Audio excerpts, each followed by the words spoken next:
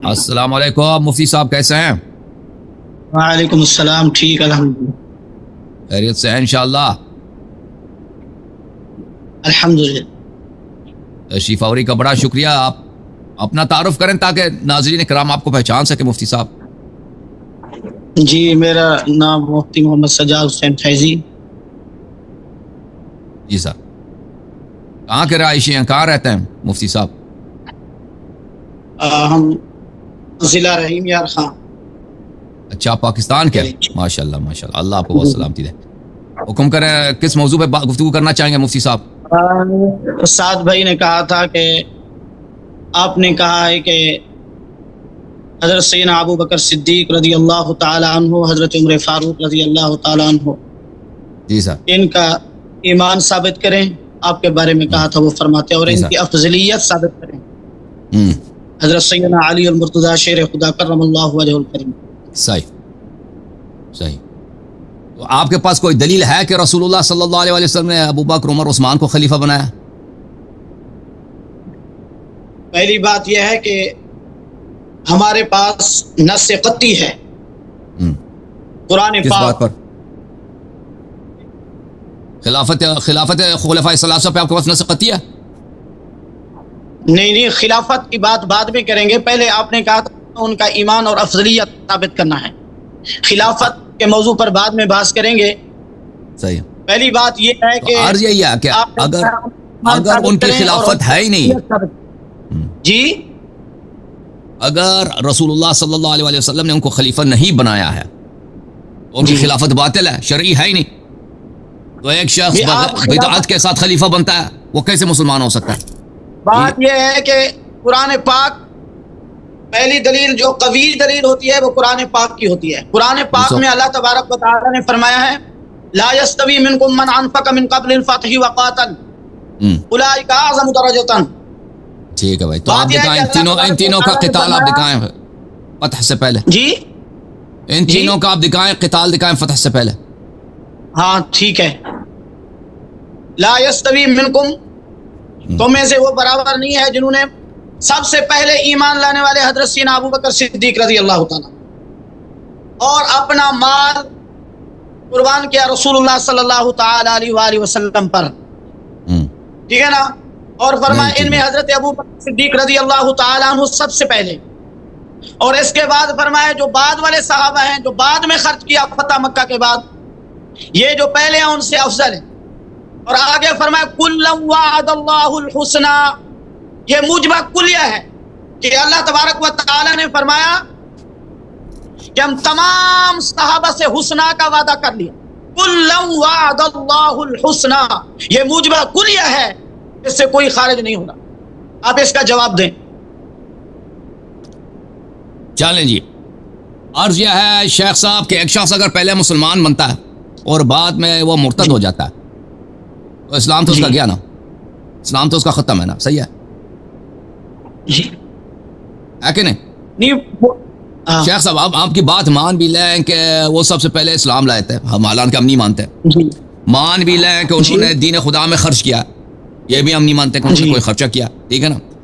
قتال تو آپ سے ثابت ہو ہی نہیں گئی کہ کوئی اس کا جہاد دکھائے، یہ تو ہے نہیں بھائی، ٹھیک ہے نا؟ اس کا شب ہجرت جو سب سے کٹن وقت تھا، اس نے اپنے اونٹ کے پیسے لیے رسول اللہ صلی اللہ علیہ وسلم سے، اس کے مال خرچ کرنے کی یہ حالت ہے کہ ہجرت کے وقت اس نے رسول اللہ صلی اللہ علیہ وسلم کو معاف نہیں کیا، وہ اپنے اونٹ کے اس نے ڈبل پیسے لے لیے۔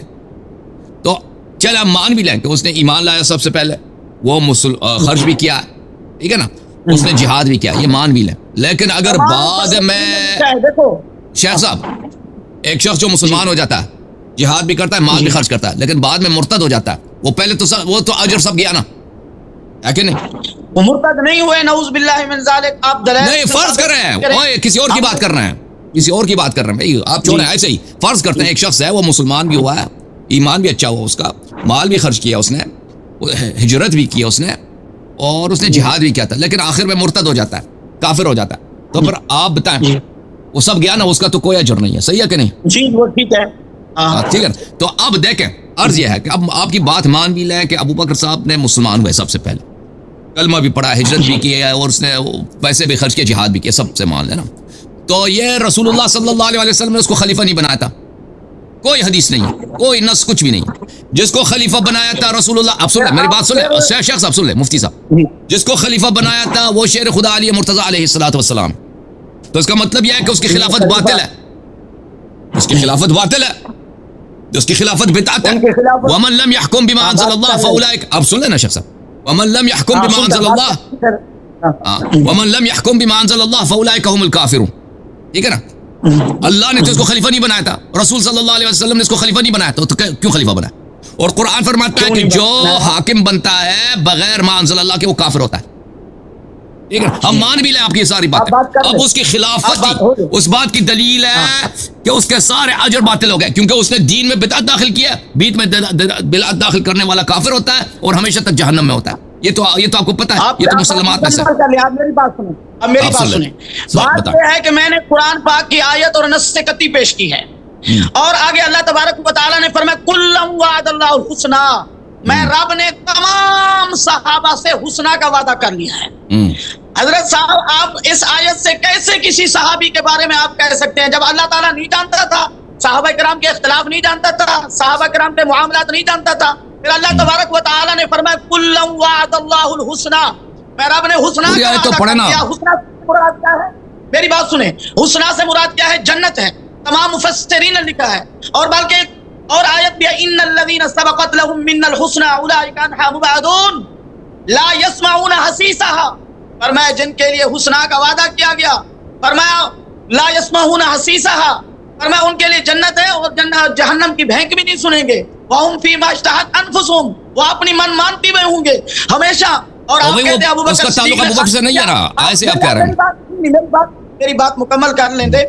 اور دیکھو اللہ تبارک و تعالیٰ نے فرمایا وَسَيُجَنَّبُهَا الْأَتْقَى, اور ان قریب دور رکھا جائے گا تو اتقا ہے. تمام مفسرین نے لکھا ہے, ابن جریر طبری اٹھائیں, تفسیر صادق اٹھائیں, تفسیر روح البیان اٹھائیں, تفسیر روح المعانی اٹھائیں, تفسیر بیضاوی اٹھائیں, تمام مفسرین نے لکھا ہے. بعض نے حضرت سینا علی المرتضی شیر خدا کرم اللہ وجہ کریم بارے لکھا ہے, تمام مفسرین نے لکھا ہے جو ان قریب وہ جہنم سے دور رکھا جائے گا اتقا, جو سب سے بڑا پرہیزگار ہے. وہ کون ہے؟ حضرت ابوبکر صدیق رضی اللہ تعالیٰ, جن کو اللہ تبارک و تعالیٰ اتقا کہہ رہا ہے. اور دوسری آیت میں ہے ان اکرمکم عند اللہ اتقاکم, اور تم سے زیادہ عزت والا کون ہے؟ جو اتقا ہے, وہ حضرت سیدنا ابوبکر صدیق رضی اللہ تعالیٰ عنہ ہے. قرآن کے نص سے قطعی ہے, اس کے آگے ہم کسی کی کوئی روایت نہیں مانیں گے.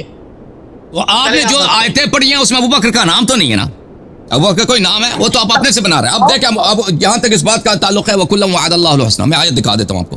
یہ قرآن مجید ہے. اعوذ باللہ من سورہ النساء لا يستوي القاعدون من المؤمنین غیر اولی الضرر والمجاہدون فی سبیل اللہ باموالہم وانفسہم, کہ وہ لوگ جو جہاد نہیں کر سکتے, ٹھیک ہے نا, اور ان پہ وہ اپاہج وغیرہ بھی نہیں ہے, وہ ان جیسے نہیں ہیں جنہوں نے جہاد کیا.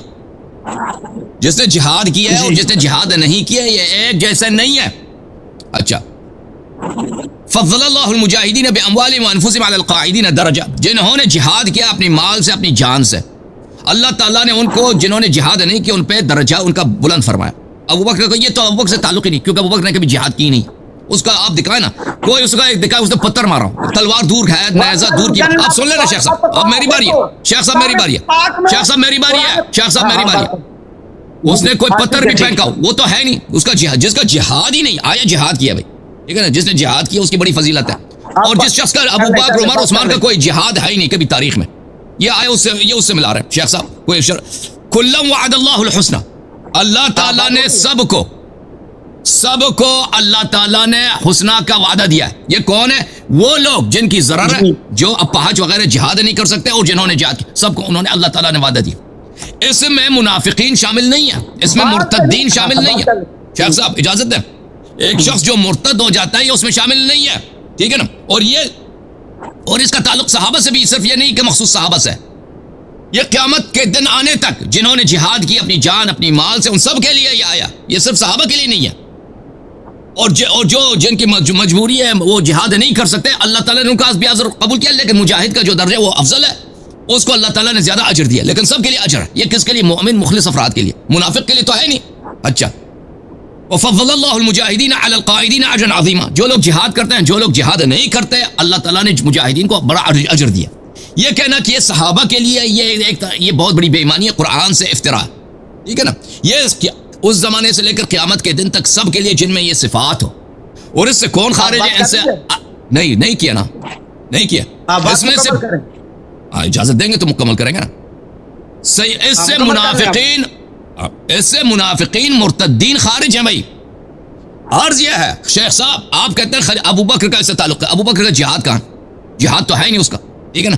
پھر بات یہ ہے ایک شخص فرض کرتے ہیں جہاد بھی کیا ہے اس نے, لیکن اگر بعد میں وہ دین میں اس نے بدعت داخل کیا نبی صلی اللہ علیہ وسلم کے بعد,